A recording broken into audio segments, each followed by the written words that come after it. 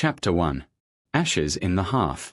A late spring sun lay gently over the village of Rosehill, warming its patchwork of honeystone cottages and the emerald green that sloped down toward the river. In the high street, shopkeepers arranged baskets of tulips, and the scent of fresh bread drifted from Mrs. Hatherley's bakery. Everything looked so tranquil that one might imagine nothing unpleasant had ever dared disturb this corner of England. Inside the snug parlour of the Bluebell tea rooms, Miss Jane Marple sat with her usual cup of Darjeeling and a neat slice of seed cake. She had come to Rosehill for a few days' visit with her old-school friend, Margaret Ellison, who had lately taken a cottage on the edge of the village. Miss Marple liked Rosehill at once, a place, she thought, where human nature could be studied at close quarters, the way one might examine lacework against a bright window. At the next table 2 young women, intent on their own chatter, were discussing the fate scheduled for Whit Monday. Their voices dropped suddenly, replaced by an excited whisper. Miss Marple, apparently absorbed in her knitting, caught the words found in the ashes and Inspector Bradshaw says it's a ring. The girls giggled nervously before glancing toward the counter, as if they had already said too much.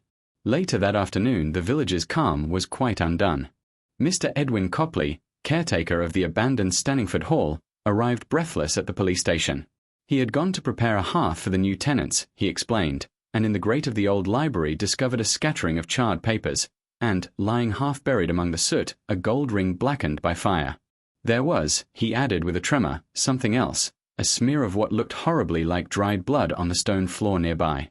By evening the story had reached every parlour and kitchen in Rosehill. At the vicarage, Mrs. Latham declared that Stanningford Hall had always been unlucky. At the post office, old Mr. Penberry wondered whether poachers had been at mischief again. And in Margaret Ellison's comfortable sitting room, Miss Marple listened with the faintest lift of an eyebrow as a friend relayed the day's events. "A ring in the ashes," Miss Marple murmured, winding up her ball of yarn. "One wonders what hand placed it there, and why." Outside, dusk pressed close against the window panes, and a thin breeze stirred the last apple blossoms in the garden.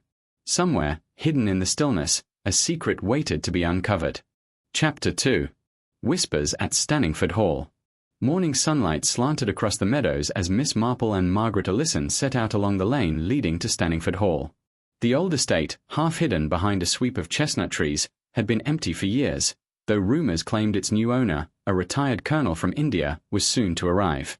Margaret, brisk and energetic despite her grey hair, glanced toward her companion. "I do hope poor Edwin didn't exaggerate.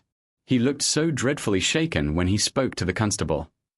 Miss Marple adjusted the brim of her straw hat.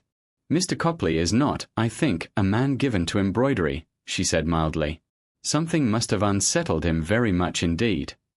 As they turned through the gates, the hall appeared, a handsome Georgian building with ivy climbing the corners. But its windows, dusty and blind, gave an air of watchful silence. A police motorcar stood near the stone steps. Beside it, Inspector Bradshaw was speaking to Edwin Copley, who kept wringing his cap in nervous fingers. The inspector greeted the ladies with a stiff nod. "Best not come too near, Miss Marple," he advised, though his eyes showed a reluctant respect. "We're still examining the hearth." From the doorway came the faint smell of smoke, mixed with something acrid and unpleasant. Inside, the library was dim except for a single bar of light from the tall windows. On the floor lay a dark stain, already ringed with chalk, while the hearth itself was cluttered with blackened scraps. Bradshaw held up a paper-wrapped object. "The ring," he said. "Gold, old-fashioned setting.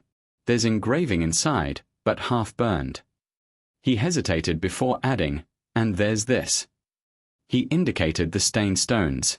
"Could be old, could be blood. We'll know once the lab's done." Miss Marple peered at the grate, her expression as serene as if she were inspecting the scones at a church social. "Interesting," she murmured. "One sometimes finds that the most telling clue is what has not been destroyed." Bradshaw raised an eyebrow. "Meaning?" But Miss Marple only smiled, thanking him for allowing a look. As she and Margaret stepped back into the fresh air, the birdsong sounded oddly brittle, as though the countryside itself were holding its breath. "Jane," Margaret said, once they were out of earshot, "you don't think this could be murder?" Miss Marple gave a gentle sigh. "My dear, it would be foolish to decide so soon. Yet human nature, I fear, rarely leaves a ring among ashes without reason." She paused, gazing across the lawns where sunlight flickered through branches. Somewhere within the quiet house behind them lay a story, hidden, dangerous, waiting. Chapter 3. Tea and Theories. By the time Miss Marple and Margaret returned to Rosehill, the story of the mysterious ring had grown like ivy on a garden wall. Every doorstep seemed to hold a neighbor leaning out to exchange the latest tidbit, and by the time they reached Margaret's cottage, Mrs. Partridge from next door was already waiting with a covered plate. "I baked some currant buns," Mrs. Partridge said breathlessly, "but what I really came for is to hear what you saw at the hall. Is it true there's blood on the floor? My nephew says the constable mentioned it at the station." Margaret ushered her in with the resigned air of one who knows resistance is futile. The three women settled in the cozy sitting room, sunlight glancing across the floral curtains. Miss Marple poured tea, her face composed but her eyes alight with quiet interest. Mrs. Partridge lowered her voice. "Some say it's connected with that girl who went missing last autumn, Lucy Harford, the parlourmaid. She worked at Stanningford Hall, didn't she? Perhaps that ring belonged to her." Miss Marple stirred her tea, thinking of Lucy Harford, a lively young creature she had once observed helping at a garden party. "I rather doubt the ring would have lain undiscovered all winter if poor Lucy had dropped it," she said gently. "Someone must have placed it there, and more recently, I should imagine." The talk drifted to other possibilities: a burglar, a jealous sweetheart, even treasure hunters digging where they shouldn't. Miss Marple, while appearing to listen placidly, was sorting the tales into neat little compartments in her mind, keeping an eye on which details repeated and which were inventions of fancy. Later that afternoon, as the clock in the hall chimed 4, Inspector Bradshaw called at the cottage. He looked as though he had endured a dozen conflicting stories since breakfast. "Mrs. Ellison, Miss Marple," he said, accepting a cup of tea with gratitude, "I can't make head or tail of this business. The ring's engraving is too scorched to read clearly. And as for that stain, tests aren't back yet, but it's not soot." He hesitated, then added in a lower voice, "The trouble is, old records mention a burglary at Stanningford 30 years ago. Jewelry stolen, no culprit found. If this ring belongs to that lot, someone's been keeping it hidden all this time." Miss Marple gave a slight, thoughtful nod. "Curious," she murmured. "People often suppose time buries misdeeds, Inspector. But it only changes the soil in which they grow." Bradshaw blinked, as though unsure whether she was joking. Miss Marple merely sipped her tea. Outside, a breeze stirred the leaves of the orchard, sending little flecks of sunlight dancing across the carpet. Somewhere behind that pleasant scene, danger and memory were entangled. And Miss Marple, watching quietly, meant to unpick every knot. Chapter 4. The Fate Committee Meeting. 2 evenings later, Rosehill's village hall buzzed with activity as the Whit Monday Fate Committee gathered. Paper streamers hung limply from beams, left over from a children's party, and the scent of floor polish mingled with freshly cut flowers arranged on the trestle tables. Margaret Ellison had persuaded Miss Marple to accompany her. "They'll only behave worse if we leave them to it," she'd said, and now the pair sat toward the back, knitting and observing as neighbors debated the placement of bunting and the cost of raffle prizes. At the center of the fray stood Mrs. Rosalind Pemberton, stout and formidable in a lilac suit. She presided over the proceedings with an air of proprietorship, rapping the table whenever someone digressed. Opposite her sat Mr. Lionel Graves, the local solicitor, thin as a broomstick and perpetually nervous. Between them hovered Edwin Copley, still pale from his discovery at Stanningford Hall, but determined to keep the fate alive despite recent gossip. Inevitably, conversation strayed from trestles and tombolas to the unfortunate incident at the hall. "Really, Lionel," Mrs. Pemberton said with a sniff, "I can't see why the police don't just declare it a silly accident. Some scullery maid drops her trinket in the fire, hardly grounds for panic." Graves coughed into his handkerchief. "Not everyone agrees it's so harmless, Rosalind. I heard they're testing for blood." A ripple ran through the room. Mrs. Partridge, seated near the door, leaned forward eagerly. "Blood, did you say? I told my nephew it looked serious." Miss Marple bent lower over her knitting, though her ears were keen. A faint muscle twitched at the corner of Edwin Copley's jaw as he fiddled with his cuff. From a shadowed corner, a voice spoke up, quiet but edged. It belonged to Nora Harford, Lucy's older sister, who had slipped in unnoticed. "Maybe someone doesn't want the truth about that ring coming out," she said, her gaze sweeping the room. "Lucy wouldn't just run away. She loved her place at the hall." The hall went still. Mrs. Pemberton cleared her throat, flustered. "This is hardly the time." But Nora pressed on. I think someone knows more than they're telling. Maybe someone here. Miss Marple set down her knitting, looking at Nora with mild concern. My dear, grief can make the world seem darker than it is, she said gently. Still, sometimes shadows do show us where to look. Bradshaw, who had slipped in late, took a step forward, his expression unreadable. All right, he said. That's enough speculation. We'll find out the truth in proper order. Yet as the meeting limped back to talk of coconut shies, the air remained taut. Miss Marple, serene as ever, watched each face, noting whose glance avoided Nora's and whose hands trembled just a little too much. Chapter 5. Nora's Burden. The next morning dawned pale and misty, a thin veil of fog softening the hedgerows along Rosehill's lanes. Miss Marple, having finished her early walk, found herself outside the modest cottage where Nora Harford lodged with her aunt. A curtain twitched as she knocked, and presently Nora appeared, apron tied hastily, eyes still red from a night of broken sleep. Miss Marple, she said, surprised but not displeased. I thought you might be the milkman. I am afraid I bring no milk, Miss Marple replied kindly. Only the hope that you might let me sit a moment. Inside, the cottage was neat but spare, its furnishings polished to a quiet gleam. A small photograph of Lucy stood on the mantel, a pretty girl with quick eyes and a slightly mischievous smile. Nora poured tea, hands trembling slightly as she passed the cup. She was only 19, Nora said suddenly. Always laughing, always with some little plan. People said she was lucky to work at Stanningford Hall, grand place like that, and Mr. Copley looking out for her. But after last harvest she started coming home late, sometimes with money she couldn't quite explain. Her voice caught. Then one evening she went back to fetch something from the hall and she never came back. Miss Marple studied the photo, her expression mild yet attentive. And you don't believe she ran away of her own accord? Nora shook her head fiercely. Lucy wanted adventure, yes, but not like that. She'd written to our cousin in London, asking about a post at a hotel. She wouldn't have left without her things. A faint creak from the hallway drew Miss Marple's eye. A stout woman appeared, Mrs. Briggs, Nora's aunt. She looked disapproving, though whether at the visitor or the topic was unclear. You'd do better to leave old troubles where they lie, she said. Poking at ashes just stirs soot.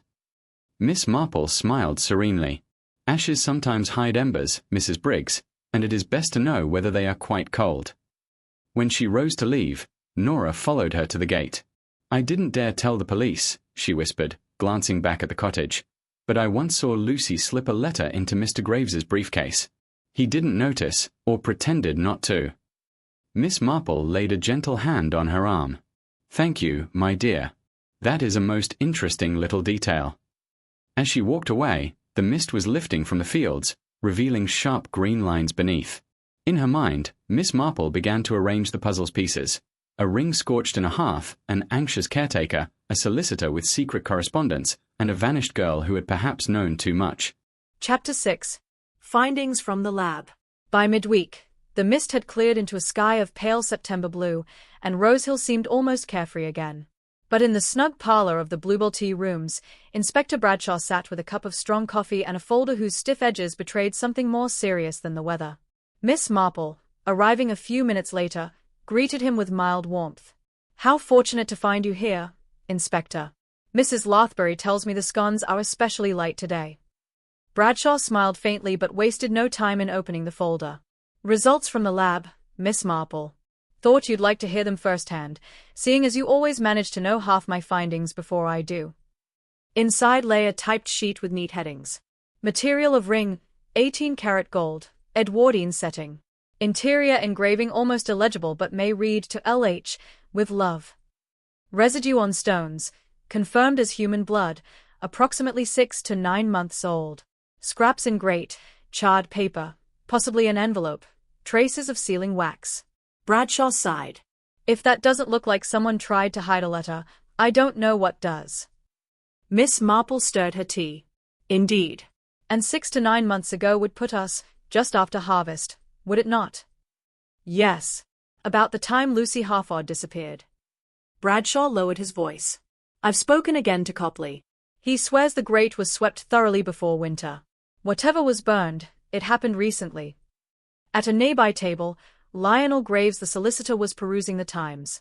Miss Marple's sharp eyes noticed the slight tremor as he turned a page, the same hand that might once have accepted a hidden letter. Bradshaw followed her glance but said nothing. He closed the folder, drumming his fingers on its cover. "We'll need to question Mr. Graves properly," he said. "And I'll have another word with Mrs. Briggs. She seems to know more than she admits."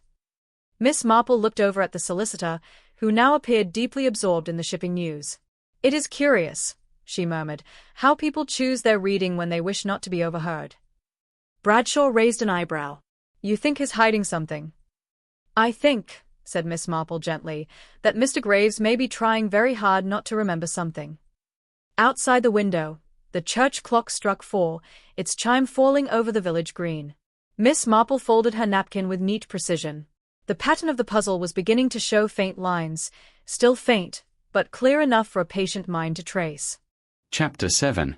Tea with the Solicitor. That afternoon Miss Marple walked up the gentle rise to Beechwood House, the tidy Georgian dwelling where Lionel Graves lived alone. A mellow sun lay across its brick front, but the solicitor himself, opening the door, looked far from mellow. He blinked behind thin spectacles, clearly startled to find her on his step. "Miss Marple. What an unexpected honor." His voice held polite steadiness, though his fingers fussed with the latch. "I hope I'm not disturbing you, Mr. Graves," she said with her most amiable smile. "I was taking a turn about the village and thought I might trouble you for a little advice, of a legal nature, naturally." His expression shifted through wariness, curiosity, then resignation. "Ah, of course, do come in." The drawing-room was as carefully ordered as a ledger. Polished walnut, neat curtains, the faint scent of lavender polish. Graves poured tea himself, hands steadying as they occupied familiar tasks. Miss Marple admired a row of leather-bound books before settling in a chintz armchair. "It's very good of you," she said lightly, "to help a foolish old woman with her curiosity. I wondered, when someone places an article into another's briefcase, say, a letter, without permission, would the law take a dim view?" Graves's spoon clinked too sharply against his cup. "One supposes it might," he said, attempting nonchalance. "Depending on the contents, naturally." Miss Marple regarded him over the rim of her cup, eyes mild but penetrating. "I dare say contents can sometimes be awkward." Silence stretched a heartbeat too long. Then Graves sighed, rubbing the bridge of his nose. "Miss Marple, I hardly know how gossip runs so fast in Rosehill. Yes, Lucy Harford did give me a letter last autumn. She begged me to keep it safe until she decided what to do. I glanced only at the envelope, it bore no name, merely private. When she vanished, I feared opening it would seem dishonorable." "How thoughtful of you," Miss Marple murmured. "But perhaps unfortunate, if the letter concerned something dangerous." Graves flushed. "I destroyed it," he admitted suddenly, lowering his voice. "Burned it the night I heard she was missing. Foolish, I know, but I imagined it spared her reputation." Miss Marple's knitting bag rested on her lap. She folded her hands atop it. "People often act hastily when they think they're protecting someone," she said gently. "I suppose you burned it in your study." "Yes, the fire had nearly gone out." He stopped, catching himself, then changed tack. "Anyway, that's all there is." Miss Marple's eyes lingered a fraction too long on the faint smudge of soot along the cuff of his jacket. She rose, thanking him with quiet courtesy. As she stepped back into the sunshine, she reflected that secrets rarely burned quite as cleanly as people hoped. Some always left ash behind, and sometimes a ring. Chapter 8. A shadow in the cellar. Rain swept in overnight, leaving Rosehill wrapped in a soft morning mist. At Stanningford Hall, Inspector Bradshaw stood on the wide stone steps, glancing at the grey sky as constables unloaded fresh equipment from their van. Beside him, Edwin Copley shifted uneasily, as if the house itself made his skin crawl. Miss Marple arrived with Margaret Allison just as Bradshaw motioned them inside. "We've opened a section of the cellar," he explained. Copley mentioned a loose flagstone near the old wine bins. "Best if you keep back, but you might be interested." The air grew cooler as they descended the narrow steps, lanterns casting puddles of light against the stone walls. A faint smell of damp mingled with something sharper, charred, metallic. One of the constables knelt beside a square of flooring prized up from its setting. Bradshaw crouched and lifted an object from the shallow cavity, a small metal box, scorched along one edge but intact. He set it carefully on a table beneath the stairs. "Found wedged under the stone," he said grimly. "Looks as if someone hid it in a hurry." Miss Marple bent to inspect it, noting the warped clasp and faint streak of ash. "A curious hiding place," she murmured. "Too elaborate for trinkets alone." Bradshaw pried the clasp open with a penknife. Inside lay the brittle remains of several envelopes, their corners blackened by fire but still legible enough to show initials in looping hand, LH. Beneath them rested a small notebook, pages water-spotted yet clearly written in. Copley let out a low whistle. Miss Lucy Harford's handwriting, I'd wager. She used to jot down everything, times, errands, even the gardener's jokes. Bradshaw turned a page carefully. There were dates, and beside them terse notes, met again in orchard, argued about money. He warned me not to tell. And, near the end, if anything happens, look beneath the grate. Margaret gave a faint gasp, clutching Miss Marple's sleeve. "Jane, that's dreadful. She must have been frightened." Miss Marple's eyes, calm and sharp, lingered on the half-burned paper. "Yes," she said softly. And someone meant to make certain her words were never found. But they missed one piece. Bradshaw shut the box, expression grim. Whoever put this down there knew the hall well, and thought the cellar safe. As they climbed back toward daylight, a sudden gust rattled the old shutters. Miss Marple paused on the threshold, gazing at the rain-damp lawns. The pattern of the crime was forming more plainly, yet one crucial stitch remained hidden, waiting, like a thread caught on the underside of fabric, to be tugged free. Chapter 9. Edwin's uneasy memory. Late that afternoon, after the discovery in the cellar, Rosehill lay under a stretch of pale sunshine that glimmered on puddles and wet hedges. Miss Marple, walking back from Stanningford Hall, found Edwin Copley standing near the stable yard, staring absently at the gravel as though counting its stones. "Mr. Copley," she said gently, "I wondered if you might spare me a word before I return to the village." He straightened, flushing faintly. "Of course, Miss Marple. I dare say you think me foolish, letting myself get rattled by old stones and notebooks." Miss Marple smiled in that mild, disarming way which often persuaded the most reluctant confidant. "I think you have been under a great strain, and that you care more than you wish people to see." Copley shifted from foot to foot. "I've been caretaker here near 20 years, he said. "Seen plenty of odd goings-on. But Lucy, she was different. Quick as a bird, always cheerful, never afraid of hard work." He hesitated, eyes dropping to the mud. "She'd come sometimes when the Colonel was away, said she liked the quiet. I never thought anything of it till now." "Till you found the ring." Miss Marple prompted softly. He nodded. "That, and the box today. You see, I might have, well, there was a night last October. I'd stayed late to see to the boiler. Heard voices in the library, Lucy's and a man's. Low, sharp-like, as if quarrelling. I only caught a few words, money and promise, then the door shut quick. I told myself it wasn't my business." Miss Marple's expression remained serene, though her eyes sharpened a fraction. "You didn't recognize the gentleman?" Copley rubbed his brow.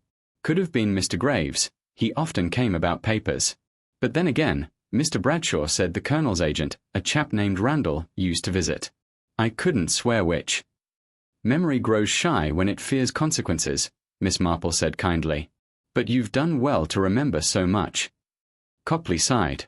"If I'd said something sooner, perhaps," he broke off, swallowing. Miss Marple rested a gloved hand lightly on his arm. "Regret is only useful if it helps us act rightly now. Best you tell Inspector Bradshaw what you've just told me." As she walked away across the wet lawn, she felt the faint tug of another thread loosening in her fingers, a quarrel in a library, a ring in ashes, and a girl whose neat handwriting spoke of danger. The picture was sharpening, though the heart behind it still lay in shadow. Chapter 10. An uneasy afternoon at the Bluebell. The following day brought one of those brisk, sunlit afternoons that made Rosehill seem the very picture of peace. In the Bluebell tea rooms, tables gleamed with white cloths, and the scent of warm fruit loaf mingled with the clink of cups. Yet, beneath the cheerful chatter, a current of speculation rippled about the new evidence at Stanningford Hall. Miss Marple, seated with her knitting and a pot of Earl Grey, watched the ebb and flow of patrons. Mrs. Rosalind Pemberton swept in first, hat pinned firmly against the breeze. Behind her came Lionel Graves, neat but distracted, and lastly Nora Harford, looking pale and tense. They were soon drawn together at a nearby table, their voices a little too quick, their laughter forced. Mrs. Pemberton leaned close to Graves. "I hear they found a box, full of letters, was it?" She sniffed. "If you ask me, Lucy Harford was always bound for trouble. A girl like that courts misfortune." Nora's cup rattled on its saucer. "Lucy was kind and hard-working," she said sharply. "She didn't deserve any of this." Graves murmured something placatory, but his gaze slipped toward the window. Miss Marple, noting the slight tick in his jaw, wondered how much of Lucy's notebook he feared might yet be deciphered. Mrs. Partridge bustled over from the counter with a tray, eager for gossip. "You're the very people I hoped to see," she declared, setting down teacups. "Edwin Copley says the writing in that book is near as plain as day. If it's true, someone was giving Lucy a hard time and paying her for her silence." Mrs. Pemberton tutted, but not before a flicker of something, unease? Guilt? Crossed her face. She smoothed her gloves too carefully, while Graves shifted in his seat and asked for more sugar. Only Nora sat rigid, her hands clenched tight in her lap. Miss Marple sipped her tea, her eyes on the neat pattern of crumbs forming beneath Graves's restless fingers. To the casual observer she looked absorbed in her knitting, but she was counting silences as well as words, who spoke too quickly, who not at all, who reached for a teaspoon when none was needed. Outside, the sun dipped behind a drifting cloud, and for an instant the tea-room's cheerful brightness dulled. Miss Marple felt the story settling around her like pieces in a jigsaw, the edges nearly in place, the center still waiting to be filled. Chapter 11. The Margin Note. The morning after her quiet tea-room observations, Miss Marple rose early and walked across the dew-damp green to Stanningford Hall. Inspector Bradshaw had promised her a closer look at Lucy Harford's rescued notebook, now laid out carefully on a table in the hall's library. The room felt different without its former clutter of soot and broken papers. Clean sunlight slanted across the polished floor, catching dust motes in golden suspension. Bradshaw stood waiting with Edwin Copley, both men poring over the warped little book. "You'll see, Miss Marple," the inspector said, gesturing to a page near the center. "Most entries are dull as anything. Shopping lists, cleaning times, that sort. But this one here, that's why I asked you to come." Miss Marple adjusted her spectacles and bent closer. The writing, though faded and smudged, remained legible. Tuesday, the 14th of October. Supper cleared early. Spoke again in orchard. He says not to mention the arrangement. Said it's settled, after fate money's collected. Mustn't breathe a word. Below the entry, in the margin, Lucy had drawn a tiny shape, an oval with 3 short lines inside, like a crude sketch of a ring. Bradshaw tapped it with a blunt forefinger. Could be a doodle, of course, but it's the only drawing in the whole book. Miss Marple regarded the penciled shape with quiet concentration. "A ring, perhaps," she murmured, "or the outline of an eye. Yet the placement is telling, as if she meant to link it to the words above." Copley rubbed the back of his neck. Arrangement. After the fate money. That was the harvest fate, wasn't it? Funds went missing that year, only a few pounds, mind, but Mr. Graves kept the books. Bradshaw made a note, frowning. Graves again. Miss Marple turned another page, fingers light as a bird. Several entries mentioned errands for Mrs. Pemberton, collecting parcels, arranging flowers, and one noted meeting R in discreet capitals. "How singular," Miss Marple said softly. "Our Lucy seems to have been aware of more than was prudent." Bradshaw shut the notebook carefully. "You think this points to a motive?" "It points," Miss Marple replied, "to a girl who saw something and wished to leave a map behind, in case she could not speak aloud." As they left the library, a gust from the open window ruffled the notebook's thin pages, exposing another faint pencil mark near the back, a partial word, ash, barely visible before the cover fell shut again. Miss Marple paused, her mind already tracing the thread from that half-buried syllable to the ring scorched in the hearth. Chapter 12. A Stroll by the River. A thin autumn sun shone over Rosehill the next morning, scattering light across the slow, green river. Miss Marple, wrapped in a neat grey coat, had timed her constitutional to coincide with Mrs. Rosalind Pemberton's habitual promenade. Sure enough, she spied the formidable lady striding along the towpath, her lilac scarf fluttering like a small banner of defiance against the breeze. "My dear Mrs. Pemberton," Miss Marple called cheerfully, falling into step beside her, "how pleasant to see someone enjoying this fine weather." Rosalind Pemberton, never immune to flattery, softened at once. "Well, one must keep up appearances, Miss Marple. These little upsets in the village can so easily unsettle people." Miss Marple matched her pace with admirable serenity. "Yes, quite distressing," she agreed. "Poor Lucy Harford's affairs were more complicated than anyone guessed, it seems. You knew her well." Mrs. Pemberton pursed her lips. "I engaged her now and then for flowers or extra hands at the hall when Edwin was busy. A capable girl, but one mustn't be too familiar with servants, it blurs the lines." They walked a few steps in companionable silence, birds wheeling above the water. Then Miss Marple said, as if idly, "I was interested to learn that the fate funds passed through several hands last year. One hears there was some confusion in the accounts." Mrs. Pemberton gave a small start, then forced a laugh. "Good heavens, Jane, you have been listening to village tattle. Only a trifling error, Lionel put it right at once." Miss Marple allowed the subject to drift before returning lightly. Such matters can weigh on a young person's mind, though. If Lucy had stumbled across something amiss, she might have felt obliged to note it down. The older woman's step faltered almost imperceptibly. "Lucy was a child," she said briskly, recovering her composure. "She wouldn't understand bookkeeping." "Perhaps," Miss Marple replied, her tone mild. "But children, and maids, often notice what their elders prefer not to see." For a moment Mrs. Pemberton's face tightened, as though she had bitten into something sour. She opened her mouth, shut it again, and finally said, "All this talk of notes and boxes is upsetting. It's not healthy for Nora, or for the village." "Very true," Miss Marple said, smiling as if entirely sympathetic. "Still, I have always thought truth the best disinfectant."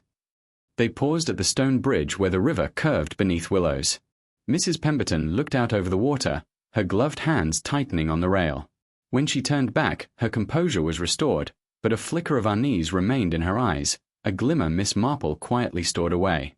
As they parted, Miss Marple walked on alone, the river glinting at her side. Piece by piece, the village was revealing its story, though some corners were still carefully swept, as if someone hoped dust and guilt might remain hidden in the shadows. Chapter 13. The Whisper in the Cellar.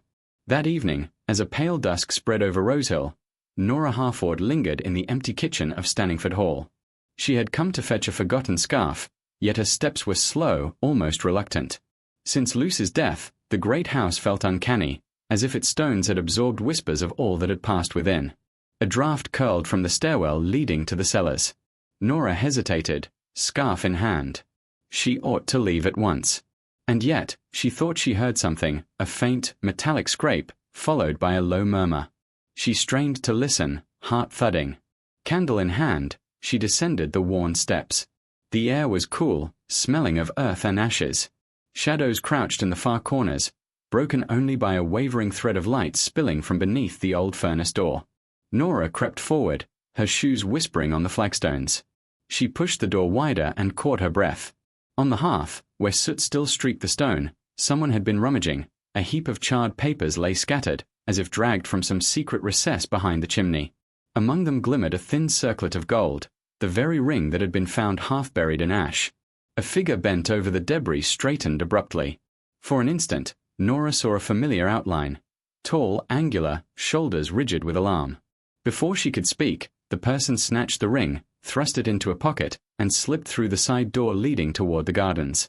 Nora stood frozen, the candle guttering in her grasp.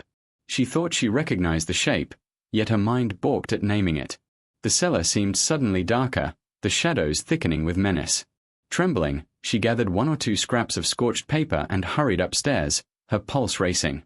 In the hall above, she pressed her back to the wall and drew a steadying breath. She would take the fragments to Miss Marple, she decided, not Bradshaw, not yet. Whoever had come prowling among the ashes had not meant to be seen, and Nora, though frightened, sensed that her silence might be her only safety until she knew more.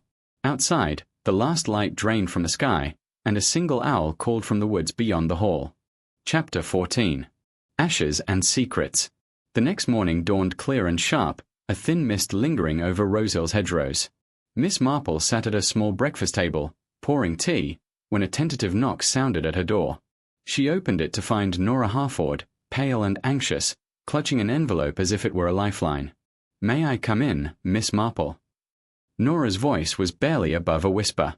"Of course, my dear," said Miss Marple, ushering her inside and settling her into the armchair near the window. "You look as though you've not slept." Nora nodded, twisting the envelope in trembling fingers. I saw someone last night. At the hall. In the cellar." Miss Marple poured a second cup of tea and placed it gently in Nora's hands. "Take your time." Nora drew a shaky breath. "I went to fetch my scarf, and I heard noises below. When I went down, there was someone going through the ashes. They'd found the ring, I think. They put it in their pocket and ran out through the garden door." Miss Marple regarded her calmly, though her knitting needles lay forgotten on the table. "Did you see who it was?" I think I recognize the figure," Nora said slowly. "But it doesn't make sense. I don't want to accuse anyone wrongly." "Quite right," Miss Marple said gently. "But every detail matters, however small. Were they tall, short? Did they speak?" "They were tall," Nora replied after a pause. "And their shoulders, I'd say a man's build. No words, just haste. They didn't expect anyone there." Miss Marple tapped one finger lightly on the arm of her chair. "And these?" she asked, nodding toward the envelope. Nora opened it and produced several scorched fragments of paper. "I grabbed them from the floor before I left. I thought, well, Lucy might have written something important." Miss Marple examined the pieces with careful fingers. One bore half a sentence in faded pencil: "Money from fate, must keep safe." Another fragment showed a jagged sketch, as if someone had tried to rub it out, the same oval with 3 short lines that had appeared in Lucy's notebook. "Very helpful, my dear," Miss Marple said warmly. "You were brave to collect these." "But what should I do?" Nora asked, her voice low. "If I tell the inspector, they'll demand I name who I think it was." Miss Marple's gaze rested kindly on her. "For now, let us keep this between us. But I must see the place myself, in daylight, if possible. Would you walk with me there this afternoon?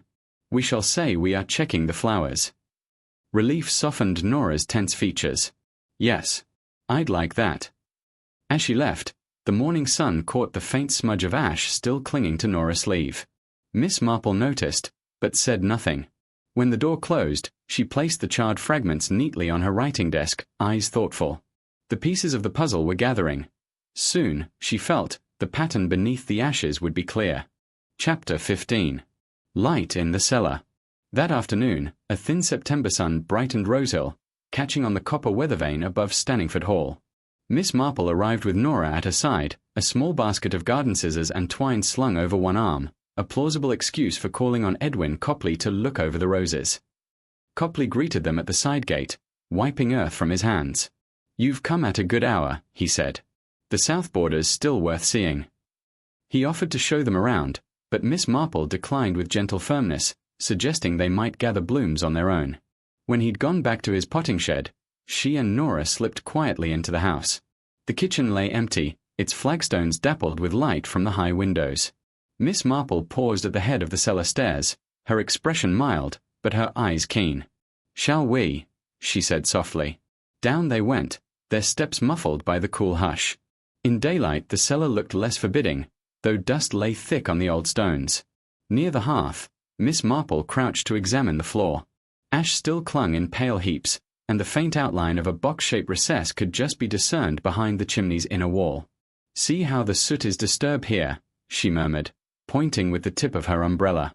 "Someone has been reaching in repeatedly, perhaps to hide papers or remove them." Nora knelt beside her, glancing toward the side door where the figure had vanished the night before. Could there be a passage outside? Miss Marple nodded. "There's often an old coal hatch or drainage way in these houses.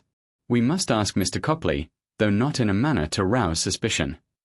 She took from her sleeve a small envelope, the one containing the scorched fragments Nora had brought. Setting the pieces on the broad hearthstone, she compared their ragged edges to the charred scraps still caught between the bricks. "These fit together," she observed quietly. "And see, here's another bit, lodged behind the iron grate." She coaxed it free with the end of her knitting needle. The fragment bore a single penciled word, "Ah," followed by a blurred stroke. "Ah," Nora whispered. Could it be Rosalind Pemberton? Or Robert? Rupert? Or merely Ring? Miss Marple replied. Lucy's hand is neat, but hurried here.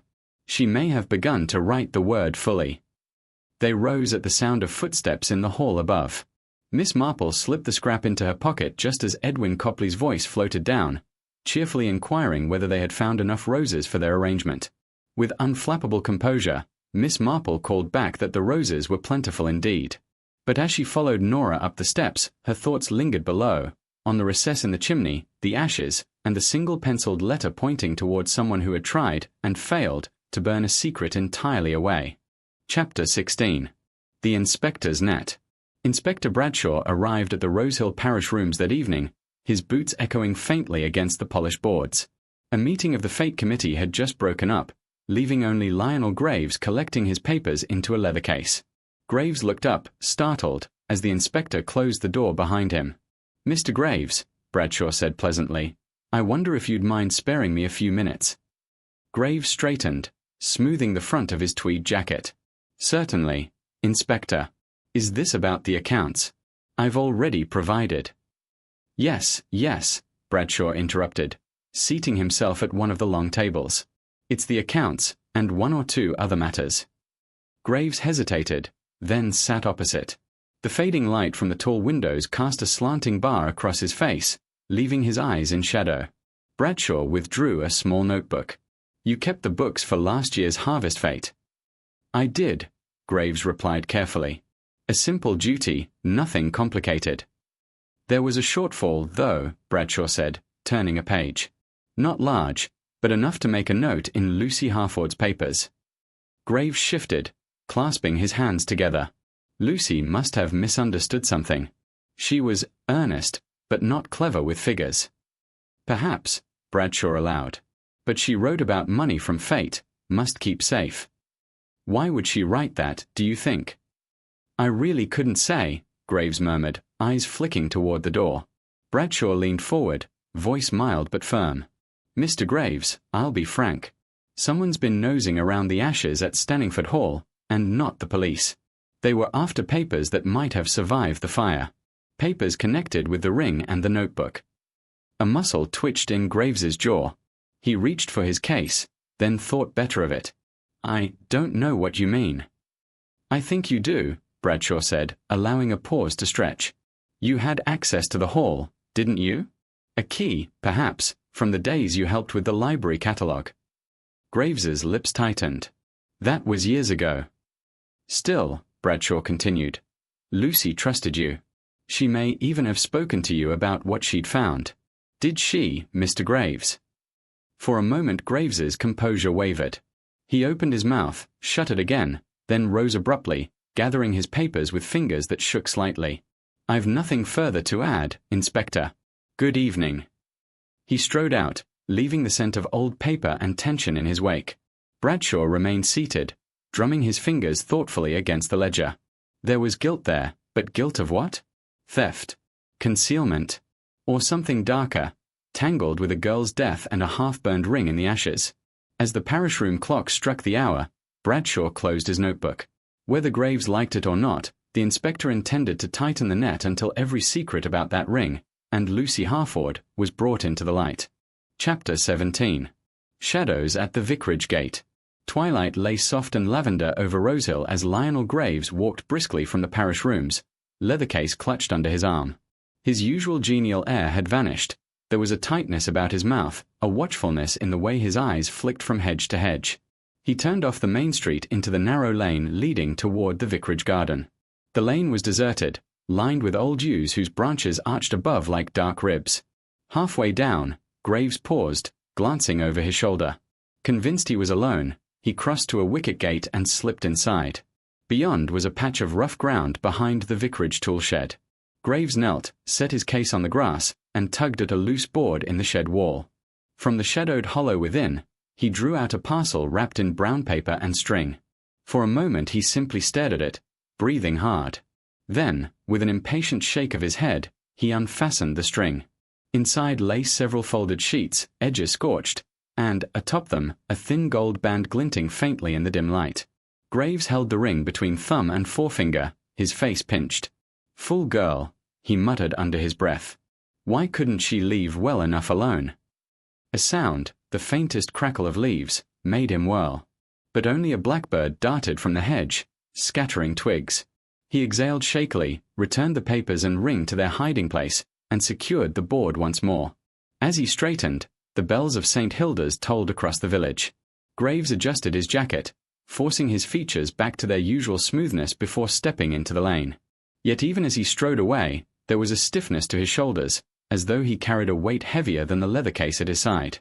At an upstairs window of a nearby cottage, a faint silhouette stirred, someone watching, unnoticed, as the church bells faded into the evening. Chapter 18. A hint from the window. The next morning, a clear, bell-like light filled Miss Marple's cottage, glinting off the polished handles of her dresser. She had just finished watering her geraniums when a timid knock sounded. On the threshold stood Alice Roper, the vicarage housekeeper, a small woman with shrewd grey eyes and hands folded neatly in front of her apron. "Good day, Miss Marple," she said, twisting the corner of her sleeve. "I didn't know who else to tell." "Come in, Mrs. Roper," Miss Marple invited warmly, leading her to a chair by the hearth. "What troubles you?" Alice perched on the edge of the seat. "It may be nothing," she began, "but last night, after evensong, I was closing the back shutters when I saw Mr. Graves. He was at the side of our tool shed, crouched over something. Looked as though he was hiding papers." Miss Marple's needles, resting in her lap, did not stir, though her eyes grew intent. "Did you see what the papers were?" "Only scraps," Alice said, shaking her head. "But there was a glint of something, like gold, before he covered it all up." She hesitated, then added, "He looked around as if worried someone might spy him." "Very interesting," murmured Miss Marple. "You were quite right to mention it." Alice lowered her voice. "You don't think it had to do with poor Lucy, do you?" Miss Marple offered a mild, reassuring smile. "We cannot be certain yet. But discretion is best until we know more." When Alice had gone, Miss Marple took out the fragments Nora had rescued from the cellar and laid them beside Luce's notebook. The pieces formed a broken message: money, keep safe, ring. Her mind, trained by years of human observation, ran back over faces and words. Graves's taut expression, Rosalind Pemberton's quick flush, Copley's careful silences. She rose and crossed to her small escritoire, making a neat list in her delicate handwriting.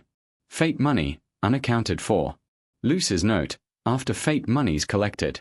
Ring, gold, found in ashes. Graves seen hiding papers and ring near vicarage. Miss Marple tapped the page thoughtfully with her pen. Then, quite suddenly, she smiled, that faint, knowing smile that meant a corner of the puzzle was falling into place. But she made no rush to act. Experience had taught her that a web pulled too sharply might tear. Better to wait, to watch, and to set the next piece of bait where an unwary culprit might step. Outside, the church clock struck 11, and the quiet village seemed to hold its breath. Chapter 19. A feather on the scales. By mid-afternoon, a silvery haze lay over Rosehill, softening the roofs and hedgerows. Miss Marple, seated primly in the Bluebell tea rooms, seemed absorbed in her knitting. A single ball of pale wool rested in her lap, though her eyes, bright and patient, roved the room as villagers came and went. She had invited Lionel Graves to take tea, sending a note in her neat hand. When he arrived, punctual as ever, his manner was outwardly genial, but a faint tension clung about his shoulders. "My dear Mr. Graves," Miss Marple greeted him, indicating the chair opposite. "Do sit down. You must be worn out after all the committee work." Graves smiled thinly and ordered tea. As the waitress departed, Miss Marple leaned forward a little, as though sharing a pleasant morsel of gossip. "I was quite interested in a story I heard this morning, about old cupboards and sheds. Such places can hold the oddest things, don't you find?" Graves's spoon paused, mid-stir. "Indeed," he said lightly. "You mean forgotten tools and such?" "Tools, yes," Miss Marple agreed. "And sometimes papers, even small valuables. I dare say it must be tempting, if one had, well, delicate documents, to tuck them safely away." Something flickered behind Graves's eyes, quick, almost hunted. He raised his cup to cover the lapse, but his hand was not entirely steady. "One should be careful about idle rumors, Miss Marple," he said, smiling a little too hard. "People see shadows where none exist." "Very true," she replied, her tone soothing. "Still, shadows can be most revealing if one takes the trouble to look at their outlines." A silence followed, broken only by the clink of china and the faint hum of conversation around them. Graves set down his cup, gaze fixed somewhere just over Miss Marple's shoulder. "I suppose you've spoken to Inspector Bradshaw," he said after a moment. "Only in passing," Miss Marple answered serenely. "But I have been thinking about that ring in the ashes. A curious business, don't you agree?" Graves let out a breath that was almost a sigh, then checked himself. "Yes, curious," he murmured, looking down at the untouched slice of fruit loaf on his plate. Miss Marple resumed her knitting, apparently satisfied. Yet inwardly she marked every twitch and hesitation, storing them with the fragments of paper and the half-burned letter in her mind's quiet ledger. When their tea was finished, Graves departed with the same measured stride as always. But Miss Marple, watching from the window as he disappeared down the lane, sensed that the scales had shifted. Just a feather's weight, perhaps, but enough to send ripples through the calm surface of his composure. Chapter 20. Threads drawn together. Evening sunlight slanted low across Miss Marple's parlour, striking gold from the brass buttons of her writing desk. She sat at the small table by the window, pen poised over a sheet of crisp paper. Around her, the quiet order of the room belied the excitement stirring in her mind. For days she had watched the pieces edge closer, the charred notebook pages, the ring recovered from the ashes, Graves's nervous glances, Rosalind Pemberton's tight-lipped evasions. Each clue felt like a stitch pulling a tangled skein into shape. Now the pattern was almost whole. She wrote several neat invitations in her precise hand. "Dear name. I would be delighted if you could join me tomorrow afternoon at Stanningford Hall. I wish to discuss certain matters about the fate accounts, and I believe your recollections may prove most helpful. Tea will be served." When the notes were sealed, she placed them in a basket for young Tommy Roper to deliver, then sat back to consider the room at the hall where she would hold her little talk. The library, she decided, calm, spacious, with enough chairs to place each guest where observation would be easiest. Rising, she moved to the dresser where the charred fragments lay under a square of muslin. She arranged them beside Luce's notebook, aligning the burnt edges once more. From her knitting basket she drew the latest scrap, the penciled as she had prized from the hearthstone. It slotted neatly into the jagged gap between two other pieces, forming at last a word, ring. Miss Marple's eyes shone briefly with quiet triumph. Lucy had tried to warn anyone, about the arrangements surrounding that ring, about money that should never have changed hands.